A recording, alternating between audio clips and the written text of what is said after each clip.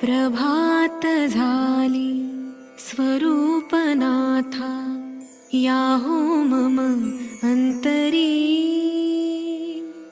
सोहम घोषची घुमत राहावा, मानस गाभारी. माझे माझे लोप पावू दे, तुझे तुझे उगवू दे. कोणासे मी तो मी सहजपणे कळू दे. प्रसन्नतेची प्रभा सदोदित, झळको वदनावरी. सोहम घोषची घुमत राहावा, मानस गाभारी. दृष्टी निवळू दे, तिमिर जाऊ दे, आशीर्वाद हवा. अभ्यासाचा या वचनाचा छंद जडू दे जीवा. सुमने सुमने अर्पण भावी, कृपा करा सत्वरी. सोहम घोषची घुमत राहावा, मानस गाभारी. रामकृष्ण तुम्ही, रामतीर्थ तुम्ही, तुम्ही ज्ञानदेव. करुणाकर तुम्ही, कृपावंत तुम्ही, तुम्ही वासुदेव. हरिमय होनी आम्हा जाणवो, हरिमय नर नारी. सोहम घोषची घुमत राहावा, मानस गाभारी. उदात्त उन्नत पावन मंगल, जीवन हे भावे. सोहम सोहम म्हणता म्हणता, ममत्व संपावे. सोहम फुंकर भरा बनू द्या, या देहा बासरी. सोहम घोषची घुमत राहावा, मानस गाभारी. जवळ घेऊनी शिकवा गीता, ओढशी लागली. घास सानुले करुणी भरवा, आम्हा गुरु माऊली. रामकृष्ण हरी, रामकृष्ण हरी, जपो सदा वैखरी. सोहम घोषची घुमत राहावा, मानस गाभारी. द्वंद्वन उरले, दुःख संपले, अनुभव हा यावा. तिमिर मावळे, गगन उजळले, जाणवू दे गारवा. चित्ती वचनी कृतीत यावी, सहज सुधा माधुरी. सोहम घोषची घुमत राहावा, मानस गाभारी. स्वागत करीतो सद्गुरुराया, उमलो दे मनी उषा. कृपा प्रसादे स्वामी आपुल्या, शमुदे सगळी तृषा. भक्तवृंद हा प्रसन्न वदने, विनम्र वंदन करी स्वामी, विनम्र वंदन करी. सोहम घोषची घुमत राहावा, मानस गाभारी राहावा, मानस गाभारी राहावा, मानस गाभारी.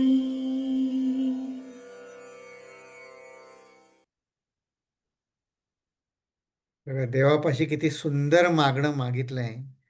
आणि या भोपाळीमध्ये म्हटलंय, चित्ती वचनी कृतीत यावी, सहज सुधा माधुरी. किंवा घास सानुले करुणी भरवा, आम्हा गुरु माऊली. तर समर्थ रामदास आपल्याला असे छोटे छोटे घास भरून देत आहेत. त्याने काय होईल की माझी जी मला एवढं समजले ते माझ्या कृतीत सहज येईल, मारामारी न करता येईल. ते आता कसं येणार आहे, ते आज आजचा समास आपण थोड्या वेगळ्या तऱ्हेनं बघणार आहोत. कारण आज आता सुट्टीचा दिवस आहे, तर काही जण म्हणलेत की आम्ही येणार नाही किंवा आम्हाला वेळ नाही किंवा जे काय असेल कारण ते.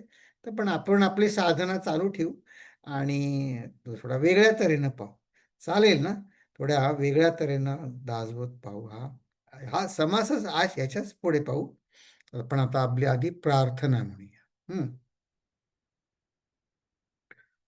ओ,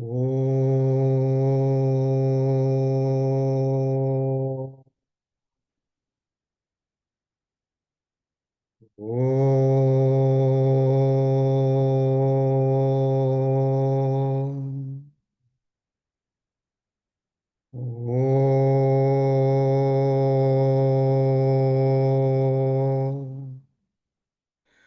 ओम श्री गणेशाय नमः. ओम श्री सरस्वत्यै नमः. ओम श्री गुरुभ्यो नमः. शुका सारिखे पूर्ण वैराग्य जाचे, वशिष्ठा परिज्ञान योगेश्वराचे. कवी वाल्मिका सारिखा मान्य ऐसा, नमस्कार माझा सद्गुरु रामदासा. नमस्कार माझा सद्गुरु रामदासा. जय जय रघुवीर समर्थ. चला, आता आपण पुढे बघूया की हा आपला दासबोधाचा हा 15वा दशक चालू आहे. आणि त्यामध्ये हा जो आत्मदशक आहे त्याचा आपण गेल्या 2-3 समासापासून बघत आहोत की हा दशक ही साधना माझ्या आणखीन जवळ कशी येईल, पर्सनलाइज साधना कशी जमेल, म्हणजे प्रत्येकाला यात असं काहीतरी त्याच्या हृदयाशी भिडेल की अरे हां, हे मला करता येईल किंवा माझी हीच अडचण होती. अशा काही ओव्या ह्याच्यामध्ये आहेत. तर मग आता हे 4 समास आपण गेल्या काही 5-6 समास आठवड्यामध्ये बघितले. त्यामध्ये त्याचे निरनिराळे डायमेन्शन्स ह्या अ, साधनेची आपण बघितली की समाजात देवाच्या नावाने चालत असलेला गोंधळ किंवा लोकात वावरत असताना साधना कशी टिकवायची किंवा समर्थांची आपल्याकडनं ह्या आध्यात्मिक नेतृत्व. तुम्ही म्हणाल नेतृत्व नाही. हो, पण आता असं बोलताना आपण म्हणतो की नाही, आम्ही एवढे दिवस आम्ही साधना करत आहोत, म्हणजे काय, थोडीशी आपली सुद्धा आपल्याचकडनं अपेक्षा असते की सिनियरिटी, म्हणजे की आता एवढे वर्ष करत आहोत, एवढं कसं साधं समजत नाही. असं म्हणत नाही आपण, पण असं अपेक्षा असते आपल्याचकडनं की आता मला सोपं व्हायला पाहिजे. तर हा अंतरात्मा, श्रेष्ठ अंतरात्मा माझ्या अंतरी कसा प्रगट होईल. आणि मग आता शाश्वत ब्रह्म निरूपणाचा की ज्याच्यामध्ये समर्थांनी प्रचितीवरती खूप भर दिला. तर अद्वैत सिद्धांतानुसार जीव, जगत आणि माया हे असं आपण समजून दिलं. आणि आता हा 5वा समास आहे. त्याच्यामध्ये चंचळ, इथं समर्थ चंचळ शब्द ज्याला आपण बाहेरची ॲक्टिव्हिटी म्हणतो ना, की बाहेरचं म्हणजे काय म्हणतो सामाजिक क्रिएटिव्ह काम किंवा त्याच्यामध्ये या विविधतेमध्ये विश्वाच्या विविधतेमध्ये आध्यात्मिक एकता कशी बघायची त्याचा हा समास आहे. पण त्याच्या आधी आपण या 5 समासांकडे एका अ, समग्र दृष्टीनं अशासाठी बघू की याच्या पुढच्या समासामध्ये म्हणजे 6व्या समासामध्ये जणू काही समर्थ गिअर बदलत आहेत आणि मग नंतर आपल्याला ते चातुर्य लक्षणं असे जे काही वेगळ्या लेवलला नेत आहेत. पण त्याच्या आधी आपण या 5 समासांकडे आपण एक वेगळी नजर टाकू. आपण समर्थांच्या शिकवणुकीचं सार बघू. बघा तुम्हाला पटतंय का की शिकवणुकीचं सार आहे. काय सार आहे की समर्थ म्हणतायत आधी तुम्ही विचार करून समजून घ्या. त्याला म्हणले विवेक. विवेकाने तुम्ही समजून घ्या की हे काय आहे समजून घेऊ. आणि ते समजल्यानंतर जे समजले आहे ते वर्तणुकीत येऊ द्या. कारण नुसतं ऐकून काय आपला वर्ग म्हणजे काही मनोरंजन नाही. कारण मनोरंजन केवळ मनोरंजन दृष्टीनं बघायचं झालं तर ह्याच्यापेक्षा कितीतरी उत्तम मनोरंजनाची साधनं दुसरीकडे उपलब्ध आहेत. तर then why settle for inferior? कारण हे काही आपलं मनोरंजन हे मुख्य नाही आहे. अ, अ, तर आपल्या विचाराला पटलं पाहिजे आणि जे पटलं आहे ते वर्तणुकीत उतरलं पाहिजे. ही समर्थांच्या शिकवणुकीचं सार आहे. मला असं वाटतं आपलं या जमलेल्यापैकी कोणाची ह्याला ऑब्जेक्शन नसावे. मग आता ठीक आहे. पहिला एक सगळ्या वेदांतचं सार आणि अर्थात समर्थांच्या शिकवणुकीचं सुद्धा हेच सार आहे. काय आहे? जगन मिथ्या. पहिली गोष्ट इथून इथून सुरुवात व्हायला पाहिजे. मला या जगाचं मर्यादित्व कळलं पाहिजे. किंबहुना सोप्या शब्दात बघू की याचं तात्पुरतं महत्त्व आहे. तात्पुरतं का? कारण त्याला स्थल, काल आणि निमित्त याचं बंधन आहे. आपलं कुठली सगळी जगातली वागणूक सुद्धा तुम्ही आम्हाला समजा कोणाला कोणाच्या घरी बोलवलं तर उद्या आमच्याकडे विशेष कार्यक्रम आहे, तुम्ही या आमच्याकडे. आपण काय म्हणतो, काय काय निमित्त आहे? किंवा हरकत विचारतो का, कशाबद्दल, कशासाठी? प्रत्येकजण आपण करतो, मी विचारतो मला काय मिळेल, लोक म्हणतात काय विशेष आहे. मग इथे तिथे निमित्त ह्याच्यावर आपण पुरेशी खूप वेळ चर्चा केली आहे. स्थल काल निमित्त आणि या चौकटीत आपण बांधलं गेले. किंबहुना आपल्या विचार करण्यावरती हे स्थलकालाचंच दुसरं डायमेन्शन आहे की द्रव्य आणि गुण, की ज्याला इंग्रजीमध्ये सबस्टन्स अँड ॲट्रिब्यूट्स असं म्हणतात. तर आता हा आपल्या विचार करण्यावर मर्यादा आहेत आपल्या ह्या. बघा आता तुम्ही विचार आपण आता मी म्हणतोय विचार करा, पण तो सुद्धा द्रव्य आणि गुण ह्याच्या व्यतिरिक्त मला विचार करता येतो का? कसलेही सबस्टन्स समजा मी कोणी म्हटलं आपल्याला मला एक विलक्षण वस्तू मिळाली आहे. आपण काय म्हणू, काय मिळालं तुला? विलक्षण काय आहे? किमती आहे. मग का किमती का आहे? काय सोन्याची आहे, हिऱ्याची आहे, चांदीची आहे, कसली आहे? नाही, मग तसे नाही आहे. मग त्याला काय गुण ती कुठे उपयोगी पडते? त्याच्या प्रॉपर्टीज काय? मग ह्या द्रव्य आणि गुण ह्याच्या मर्यादेत आपण करतो. मग आपलं जे त्यामुळे काय होतं, आपलं जे समाधान समाधान म्हणून जे आपण जे मिळवायला जातो किंवा जे काही मला मिळालं आहे ते फक्त द्रव्य आणि गुण ह्या करन्सीमध्येच मोजतो. ही मोठी मर्यादा आहे बघा. ती मर्यादा आता पुढे स्पष्ट होईल आपण आता या पुढे बघितल्यावर. तर मर्यादा स्पष्ट होईल म्हणजे कसं होईल? तर कोणी म्हणलं, आता जगत मिथ्या आहे ते कळलं हो. संबंध सगळेजण तेच सांगतात. मग ठीक आहे की म्हणलं जगत मिथ्या आहे कळलं. मग त्यात इतकं आता समजलं. मग त्यासाठी ब्रह्म सत्य आहे. अ, हे ब्रह्म समजण्याची काय गरज आहे? नुसतं जगन मिथ्या आहे एवढं समजलं तर पुरेसं नाही का? ब्रह्माला कशाला जाणून घ्यायचं? हां. तर ब्रह्माला कशाला जाणून घ्यायचं ह्याचाच एका दुसऱ्या तऱ्हेनं अर्थ आहे की स्थूलावर सूक्ष्माची सत्ता आहे हे मी मान्य करतो का?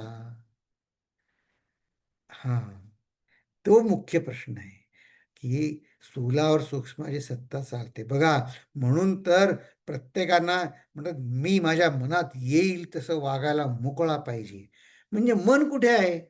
मन सूक्ष्म आहे आणि ते या शरीराला चालवत आहे.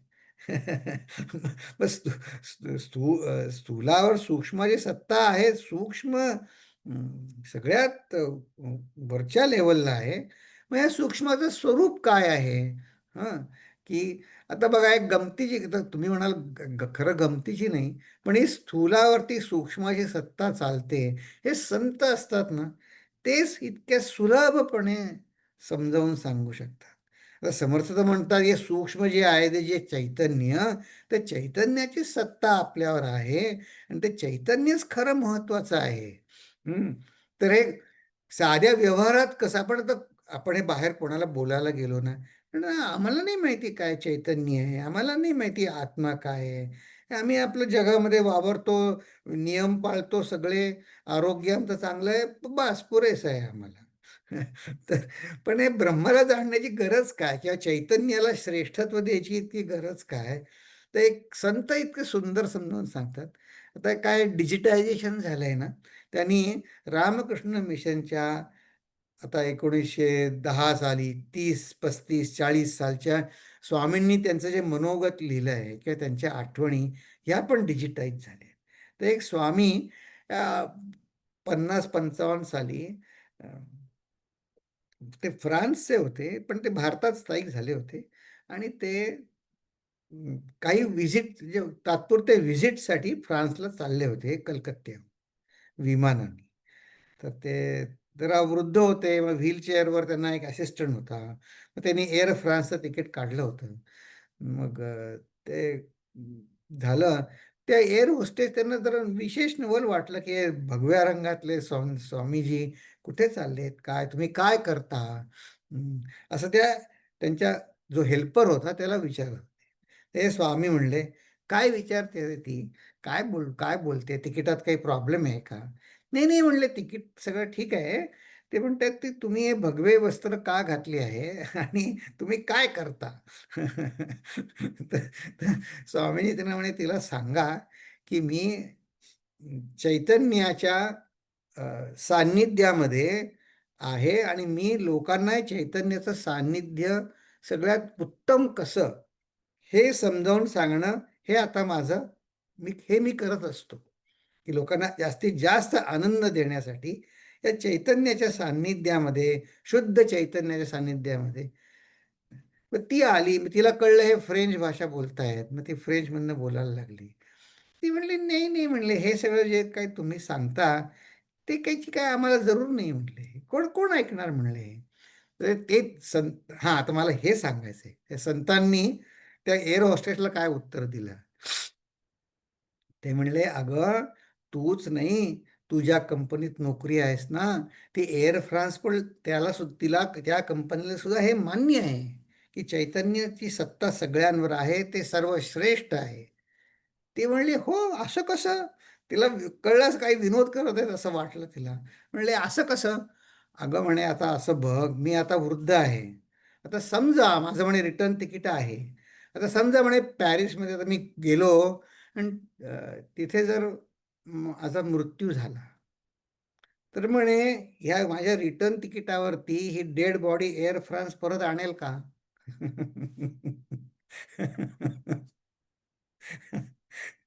ते म्हणले ते म्हणले, "नाही, नाही," म्हणे, "ते डेड बॉडी तर कार्गोत नाही आणतो आम्ही. तिथं अशी नाही येणार."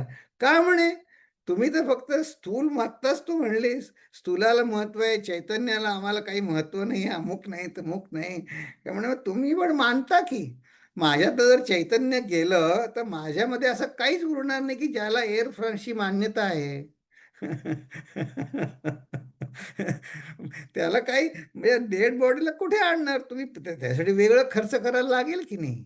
आता ते स्वतःच्याच मृत्यूबद्दल बोलत होते, इतक्या मोकळेपणे बोलत होते. पण आता बघा, त्यांनी किती सुंदर समजावून सांगितलं हो, की म्हणले, "बघ," म्हणे, "तू एअर फ्रान्सचे पण," म्हणे, "माझे आणि तू एअर फ्रान्सशी आमचं एकमत आहे, तुझ्या बॉसचं. हे महत्वाचं आहे," म्हणे, "जाणणं." की चैतन्य सगळ्यात श्रेष्ठ कसं? आहा! सुंदर असतात तो आठवणी ह्या. तर मस्त आहे, किती मस्त आहे, की मग आता पुढे प्रश्न करू, की त्या सूक्ष्माचं स्वरूप काय आहे मग? ठीक आहे, सूक्ष्म सगळ्यात श्रेष्ठ मानलं. मग सूक्ष्माचे स्वरूप काय आहे? आता बघा, आपल्याला समजण्यासाठी आता त्या संतांसारखं इतकं सुंदर उत्तर तर आपल्याला समजणार नाही. आपण त्या संतांच्या उत्तरावर आपण विचार करू शकतो. हां, पण आता सरकारची सत्ता आहे. हं, मग ती स्थूल आहे का सूक्ष्म आहे? आता ती दिसत नाही, पण तिच्या त्या सत्तेखाली आपण सगळे वावरतोय की नाही? हां, त्या सत्तेखाली आपण वावरतोय.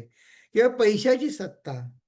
आता ती नोट हातात धरली, काय करन्सी, नाणं जे काय हातात धरलं, तर ते काय म्हणत नाही माझी सत्ता आहे. पण त्याची सत्ता कशी आहे माहिती आहे का? समजा माझ्या हातात काय 100ची नोट असेल, काय असेल, ती हरवली तर मी अस्वस्थ होईन की नाही? हां, हां, माझे पैसे कुठे गेले? मग हीच सत्ता आहे त्या पैशाची. हं, ते ती अशी पैशाची सत्ता आपल्यावर पण आहे. हे आता पब्लिक इमेज म्हणतो.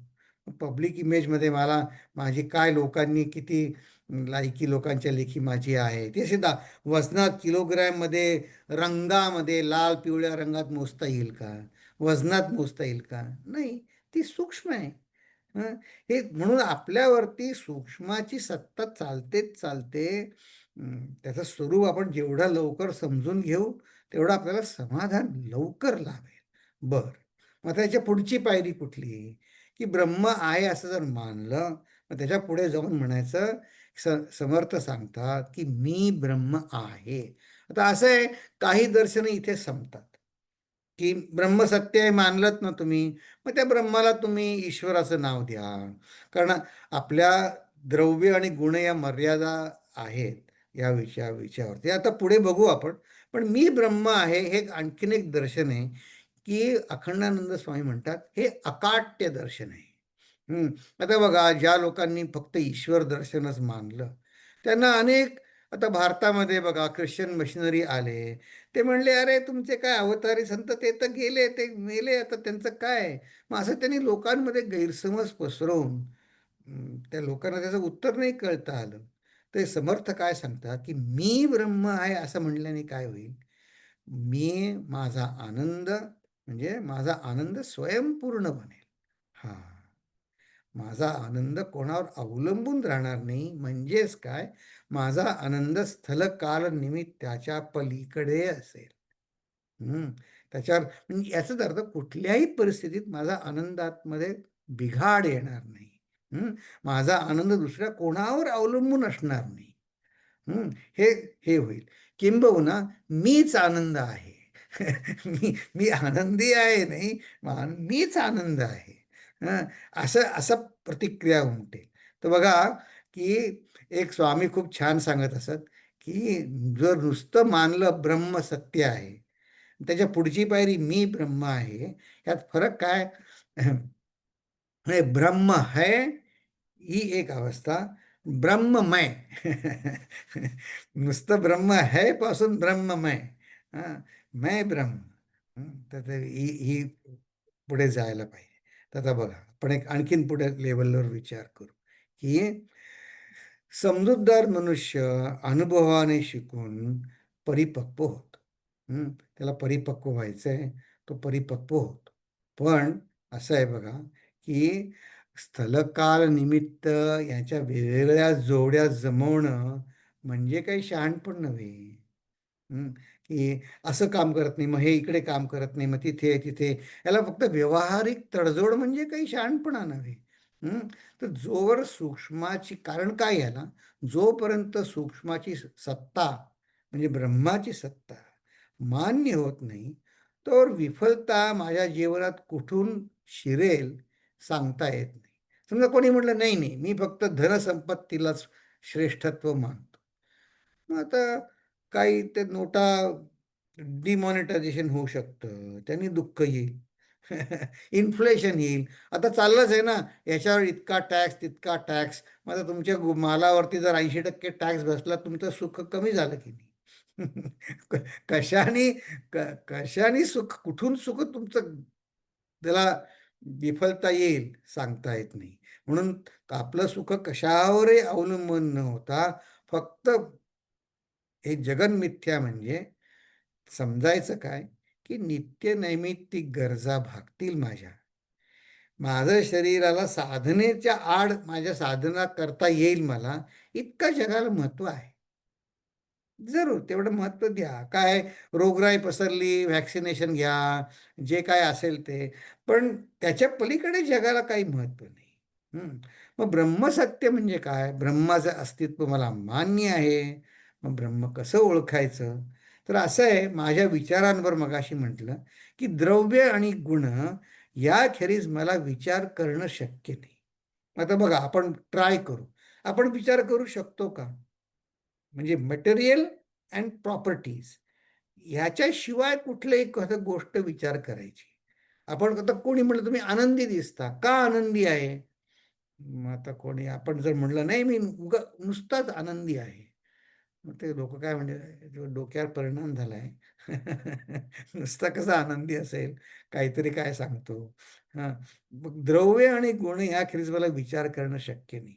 मग संतांनी काय केलं, की मी ज्या ज्या कशाला श्रेष्ठ आदर्श मानतो ते सगळे गुण त्यांनी आपल्याला ईश्वरामध्ये पाहायला शिकवलं. हं.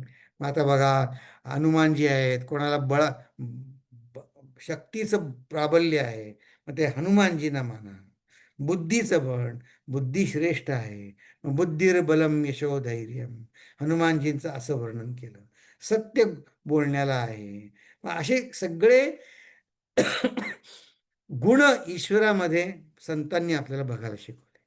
पण ईश्वराशी संपर्क सुद्धा इंद्रिय अगोचर किंवा कठीण वाटतो. मग काय झालं? मग त्यासाठी मग शास्त्रामध्ये त्याचं वर्णन आहे, पुराणांमध्ये वर्णन आहे. मग ती पुराणं शास्त्रसुद्धा आपल्याला नीट समजत नाहीत, म्हणून ते समजावून सांगायला गुरु पाहिजे. मग गुरुसुद्धा आता सगळ्या ठिकाणी कसं उपलब्ध असेल, सगळं सर्व काळ. म्हणून मग आता गुरूंना मानणारा जो एक वर्ग आहे, त्या सत्संगामध्ये आपण कायम राहिलो, तर सांगितलेल्या उपदेशाचा माझ्यावर संस्कार कायम घडत राहतील. म्हणून शास्त्र, गुरु, सत्संग यांच्या संपर्कात मी ईश्वराची माझ्यावर सत्ता आहे, ईश्वर सर्वश्रेष्ठ आहे, हा विचार. आणि मग या सगळ्या शास्त्र, गुरु, सत्संगात काय सांगितलेलं आहे? गुरु काय सांगतात? अरे, तू मला नको, कोणी गुरु असं कधीच म्हणत नाही बरं, की मला महत्त्व द्या. ते सांगतात, अरे तूच ब्रह्म आहेस. हं, असं प्रत्येक गुरु तो तेच सांगत असतो, की तू तू ब्रह्म आहेस. मग आता शिष्याला जर जेव्हा समजेल, की मी ब्रह्म आहे, हां, तेव्हा तर ही समर्थांना इथपर्यंत आपल्याला न्यायचं आहे. तर हे तू ब्रह्म आहेस किंवा माझे गुरु ब्रह्मरूप आहेत, हे परोक्ष ज्ञान झालं. म्हणजे ब्रह्म माझ्यापेक्षा वेगळं आहे. हं. ते गुरु सांगतात ते मान्य आहे. गुरु मला भगवंताच्या स्वरूपासारखे आहेत, पण ते ब्रह्मरूप आहे, पण मीच दुःखी आहे. ब्रह्म हे परोक्ष ज्ञान आहे. आणि अपरोक्ष ज्ञान म्हणजे अगदी मला पटलं, की हो मी ब्रह्म आहे. तर समर्थांना आपल्याला जगन मिथ्या म्हणजे माझ्या साधनेत व्यत्यय येणार नाही, इतकंच मी जगाला महत्त्व देणं हे समर्थांना शिकवायचं आहे. ब्रह्मसत्य आहे म्हणजे मी ईश्वर सृष्टीचाच एक भाग असल्यामुळे माझ्या पूर्ण जीवनावर ईश्वराचं स्वामित्व आहे. ईश्वर माझा स्वामी आहे, हे पटलं पाहिजे. आणि मी ईश्वर किंवा गुरु यांच्या चरणी अनन्य शरण जाण्याची कला शिकली पाहिजे. मग ते अनन्य शरण जाणं, तर समर्थांना आपल्याला काय सांगायचं आहे, की गुरूंना बघा, दासबोधामध्ये शरण जाण्यासाठी कधीच असं म्हटलं नाही आहे, की तुम्ही अशी व्रत वैकल्य करा, इतक्या प्रदक्षिणा घाला, हे व्रत करा, असं काही सांगितलं नाही. ते म्हणतात जीव ईश्वर शरण आहेच, फक्त त्याची जागृती असणं जरूर आहे. तो अवेअरनेस असणं जरूर आहे. तर दासबोध साधकाच्या अंतःकरणात आमूलाग्र परिवर्तन घडवण्याबद्दल काय म्हणतात, ही इज कमिटेड. त्याला तो घडवायचाच आहे आमूलाग्र, मध्ये कुठे थांबायचं नाही. आणि साधक विविधतेमध्ये सुद्धा मधुर सामंजस्य बघू लागला, की गुरूंमध्ये बघत आहे ते छान आहे, गुरूंमध्ये सामंजस्य बघतो ते छान आहे, पण गुरूंमध्ये जे सामंजस्य बघतो ते सगळ्या आजूबाजूला सुद्धा बघू लागला, की समर्थांना आपल्याला तिथपर्यंत न्यायचंय. हा आपल्यामध्ये आमूलाग्र बदल घडवायचा आहे समर्थांना. समर्थ म्हणतात, तू मला मानतोस ते छान आहे, पण तिथेच थांबू नकोस.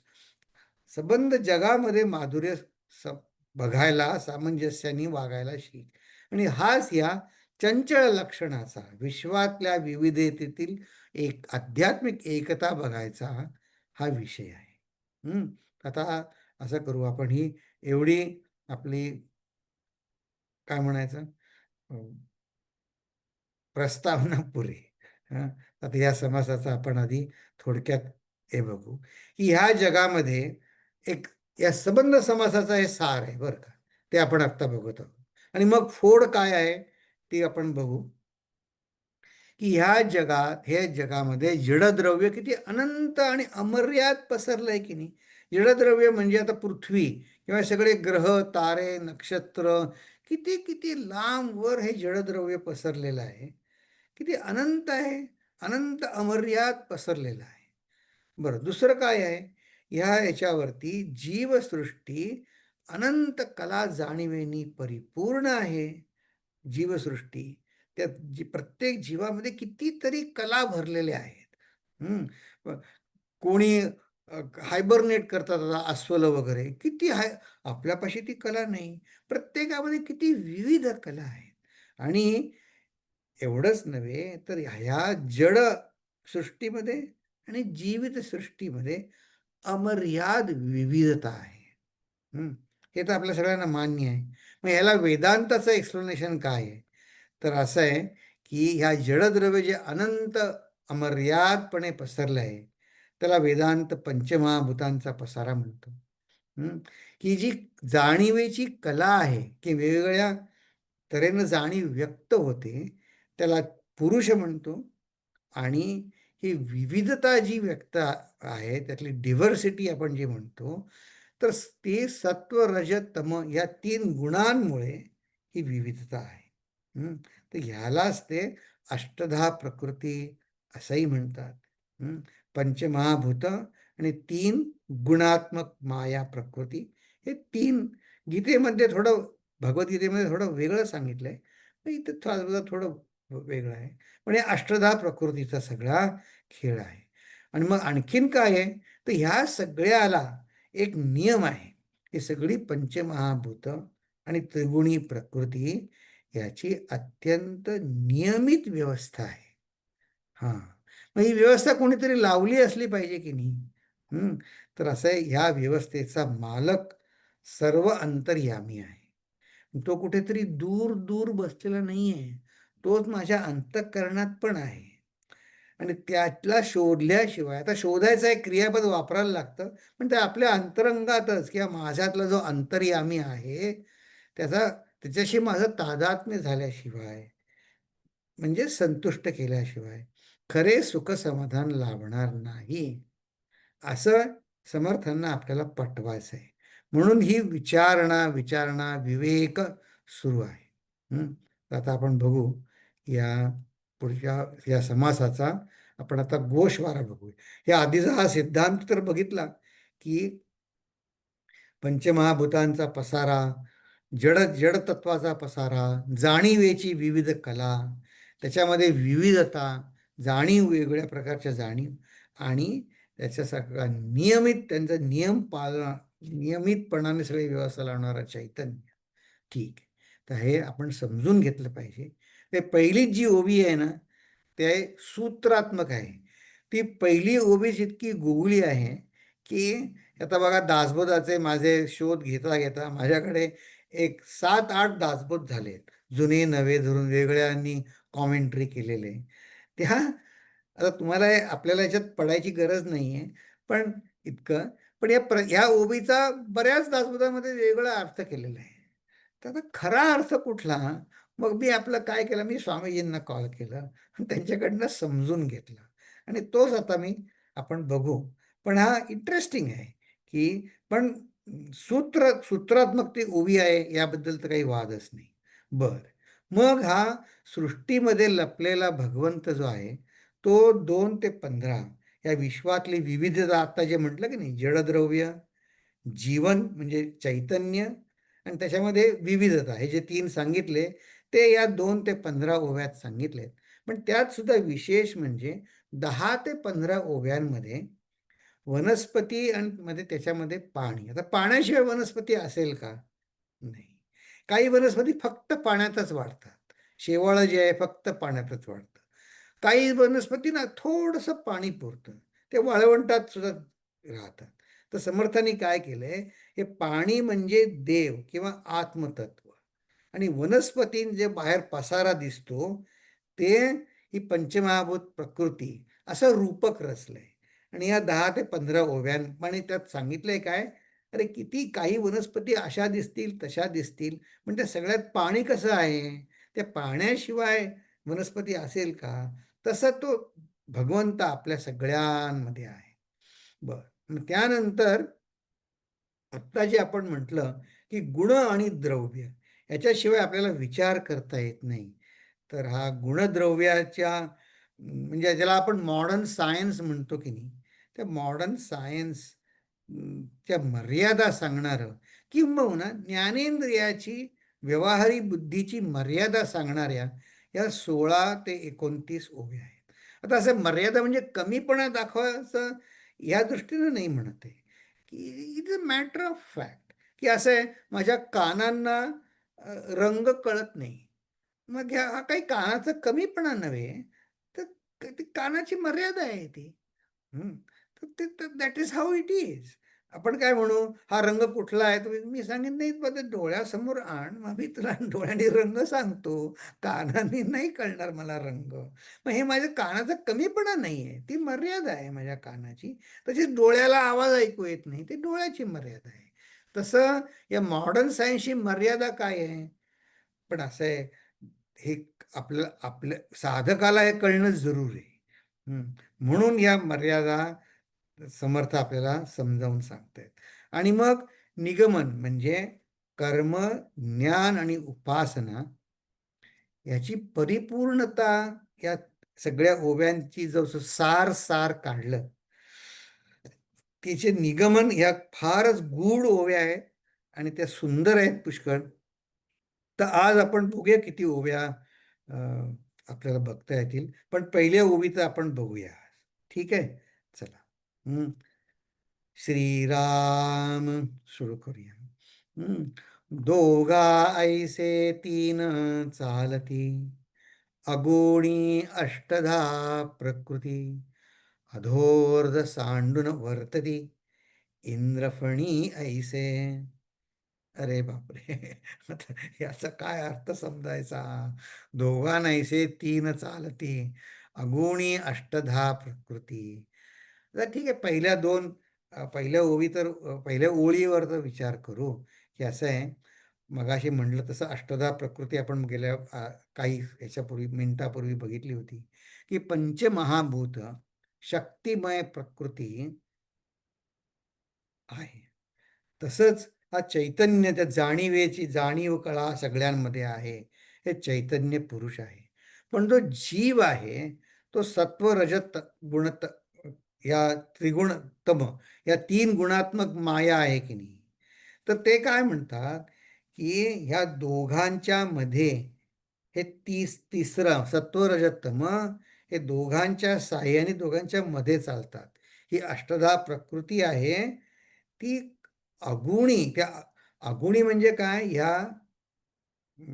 ज्याला गुण नाही, द्रव्य नाही, असं जे निर्विकार आत्मतत्व आहे त्यामध्ये ही अष्टधा प्रकृती आहे. म्हणजे असं जर धरलं, एक गणितामध्ये एक सेट थिअरी जी असते की नाही, सेट थिअरी, तर सगळ्यात मोठा सेट समूह आपण काय कल्पू शकतो? सगळ्यात मोठं ते ब्रह्म. मग त्याच्यामध्ये थोडं खाली आल्यावरती ईश्वर झाला. मग त्या ईश्वरामध्ये त्या ईश्वराला आपल्या मायेची, शक्तीची जाणीव झाली. ती जाणीव जेव्हा व्यक्त झाली, ती त्रिगुणात्मक व्यक्त झाली आणि जडद्रव्यासाठी पंचमहाभूत अस्तित्वात आली. तर तर हे जे पण ह्या अष्टधा प्रकृतीमध्ये 5 पंचमहाभूत आणि सत्व रजत तम 3 गुणात्मक शक्ती, या 8 पलीकडे परमात्मा ह्याच्या पलीकडे आहे. तो तर आहेच आहे. त्याला ते म्हणले अगुणी. या अगुणामध्ये अष्टधा प्रकृती आहे. म्हणजे अधोर्ध सांडून वर्तती. अधोर्ध म्हणजे काय? तर अधोर्ध म्हणजे धड खाली नाही आणि धड वर नाही. म्हणजे धड परमचैतन्य म्हणावं तर परमचैतन्य नाही. जडसृष्टी म्हणावी तर जडसृष्टी नाही. म्हणजे आता अवतारी संत झाले, अवतार पुरुष झाले, अवतार त्यांना मर्यादा होत्या की नाही? मर्यादा होत्या. मग ते परमात्मा जरी होते तरी त्यांनी ज्या अवतार काढल्या कार्यामध्ये त्यांना मर्यादा, त्यांनी मर्यादेमध्ये ते वागले. मग ते असे मध्ये वागले. म्हणजे अधोर्ध सांडून वर्तती म्हणजे काय? तर म्हणले इंद्रफणी ऐसे. आता ह्या इंद्रफणी ऐसे हा हा झाला दृष्टांत. आणि आधीचे ह्या पहिल्या ओवीमध्ये त्याला म्हणतात द्राष्टांत. तर द्राष्टांत म्हणजे काय, तुम्हाला काय समजून सांगायचं आहे ते. आणि दृष्टांत म्हणजे दृष्टांत करायला सोपा असतो, म्हणून तो त्याच्यासारखं ते. आता समजा आपल्याला कोणी म्हटलं, आपल्याला कुठला शूरवीर आता ह्याचा ओळख करून देतात की नाही, कोणी पाहुणे आले त्यांना ओळख करून देतात, म्हणतात स्वामीजी हे आमच्या संस्थेचे हे वाघासारखे काम करतात. आता वाघासारखे काम करतात म्हणजे क्रूर आहेत असं सांगायचं नसतं बरं का त्यांना. वाघ म्हणजे कामाला वाघ आहेत म्हणजे काय, तर वाघ जसा धडाक्याने काम करतो सगळ्या संस्कृती, तसं हे कामासाठी शूर आहे असं सांगायचं असतं. मग इथं वाघ हा दृष्टांत झाला आणि द्राष्टांत झाला की त्यांच्या कामाचं स्वरूप किती धडाडीनं काम करतात, हा द्राष्टांत झाला. मग दृष्टांत समजायला सोपा असतो. पण आता ही मराठी जुनी आहे ही. मग आता दोघा नैसे तीन चालती अगुणी अष्टधाव प्रकृती अधोर्ध सांडून वरती. धड खाली नाही आणि धड वर नाही, अशी ही अगुणी अष्टधा प्रकृती आहे. कशासारखी? तर म्हणलं इंद्रफणी जैशी. आता इंद्रफणी म्हणजे काय? तर इंद्रफणीचा शब्द 5-6 दासबोधांवरच्या टीका माझ्याकडे आहेत, त्या प्रत्येकामध्ये वेगळा सांगितला आहे. तर पण स्वामीजींनी जो अर्थ सांगितला, आणि एक दासबोध गूढार्थ चंद्रिका असा नावाचा एक ग्रंथ आहे, त्याच्यामध्ये जो अर्थ सांगितला तो स्वामीजींनी सांगितला हा योग्य अर्थ आहे. बाकीचे अर्थ आहेतच, पण हा अधिक चांगला आहे.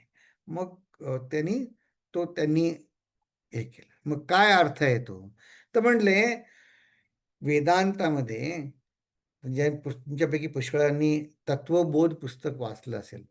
तर तत्वबोधामध्ये काय सांगितलंय की हस्तस्य देवता, प्रत्येक आपल्या अवयवाला देवता आहे, नियम आहेत, सेट ऑफ रूल्स आहेत. तर हाताची देवता सांगितली आहे इंद्र. इंद्र इंद्र देवता, की ही सगळं काम करणारी, इकडून तिकडे हालचाल करणारी, ते इंद्र देवता हे हात हात हस्तस्य देवता इंद्र. इंद्र. आणि फणी म्हणजे काय? फणी म्हणजे नाक. तर रामदास स्वामी इथे म्हणतायत की आपले पाय कुठे आहेत? पाय जमिनीवर आहेत, खाली आहेत म्हणजे. डोकं कुठे आहे? डोकं वर आहे. मग हात कुठे आहेत? तर म्हटलं मी हाताने जर असं नागासारखी फणी धरली, नागोबा केला हाताने, तर तो एक तर खरा नागोबा आहे का तो? नाही. मग आणि तो नागोबा कुठे आहे? खाली आहे का वर आहे? दे म्हणे तर कुठेच असं खाली आहे वर आहे सांगता येणार नाही. आपला हात कुठे आहे तिथे आहे. म्हणजे काय, खाली नाही वरही नाही. आणि तो नाग आहे, तो म्हणायचं नाग पण तो खरं काही नाग नाही. तर हे अशी ही प्रकृती कशी आहे ह्याला तितकंच महत्व आहे असं म्हणले. ही प्रकृती अशी धड धड ना परमात्मा म्हणावं तर धड परमात्मा नाही, धड ना चैतन्य म्हणावं तर चैतन्य नाही, जड आहे म्हणावं तर जड नाही. तर आता हा आपण म्हणू हे काय, ह्याला काय इतकं महत्त्व आहे? पण आहे बरं का. कारण असं आहे, आपल्याला बुद्धीला कळण्यासाठी, आपली श्रद्धा बसण्यासाठी आपण ह्याचा उपयोग करतो. बघा, वेगवेगळ्या ज्या कंपन्या असतात ना, त्यांचे एक असं एम्ब्लेम असतं, म्हणजे त्यांची एक खूण असते. आता ऑलिम्पिक गेम असतो, मग त्याचे काय असतं, 5 वर्तुळं एकमेकामध्ये कडी असतात. ते बघितलं की काय कळतं? हां, ऑलिम्पिक आहे. किंवा कुठल्या कंपनीचा जी जाहिरात असते त्याच्यात ती खूण बघितली काय कळतं? हां, ही खूण म्हणजे ती कंपनी. ते हे जगामध्ये मनुष्याची मनाची काम करण्याची पद्धती ॲडव्हर्टायझर्स लोकांनी या वेदांताकडनंच शिकलेली आहे. तर तर आपण हे देवदेवता ह्यासाठीच केलेले आहेत, की मी ज्याला आदर्श गुण जे मी समजतो ते सगळे मी देवाला लावले. हे महत्वाचं आहे. तर बघा कसं आहे, हे सिद्धांत समजणं. एक गृहिणी सांगत होत्या, बालविहारला आता संपर्क येतो. तर त्या सांगत होत्या, की आता म्हणले बालविहारमध्ये आमची मुलगी आहे. समज यायला लागले तिला, आता 9वी-10वीत आहे. पण तिला म्हणे माझे मिस्टर वडील तिचे सांगतात, "हे म्हणे मूर्तीपूजा काही खरं नाही, असं नाही, तसं नाही." आणि तिचं म्हणे मुळीच तिला देवाला नमस्कार करू देत नाहीत. मग काही सांगा म्हणे आमच्या मिस्टरांना. आता ते म्हटलं, तुमचे मिस्टर, तुमचं लग्न झालंय, ते म्हटलं त्यांनी हातात अंगठी घालतात का नाही? हो म्हणले घालतात. मग म्हणलं, त्या म्हटलं त्यांना विचारा, ते अंगठी म्हणजे काय आहे? हां, ते कशासाठी घालतात? हां, तर आता असा बुद्धिभेद नकळत बघा किती आपल्या हातनं चुकून होत असतो. पण ही सत्वर पण हे समजून घेणं जरूर आहे. Is a process. आणि आता ह्याच्या पुढच्या ज्या ओव्या आहेत 2 ते 15, त्याच्यामध्ये सृष्टीत लपलेला भगवंत हे सांगितलंय. पण आपण आता असं करू, आज बऱ्याच जणांनी सांगितलंय की ते आज येणार नाहीत. तर आपण असं इथं असं करू, इथे थांबू आणि मग आपण या ज्या पुढच्या ओव्या आहेत, सृष्टीत लपलेला भगवंत तो शोधायच्या, त्या आपण पुढच्या वेळी बघू. आणि मग आपल्याला काही चर्चा करायची असेल तर आपण करू चर्चा. पण आज मी इथे थांबतो. अं, मग मी ते प्रार्थना म्हणतो. आपल्याला काही बोलायचं असेल तर आपण चर्चा करू. ओम पूर्णमद पूर्णमिदं पूर्णात् पूर्णमुदच्यते पूर्णस्य पूर्णमादाय पूर्णमेवावशिष्यते. ओम शांती शांती शांती. हरि ओम. श्री गुरुभ्यो नमः. हरि ओम. हरि ओम.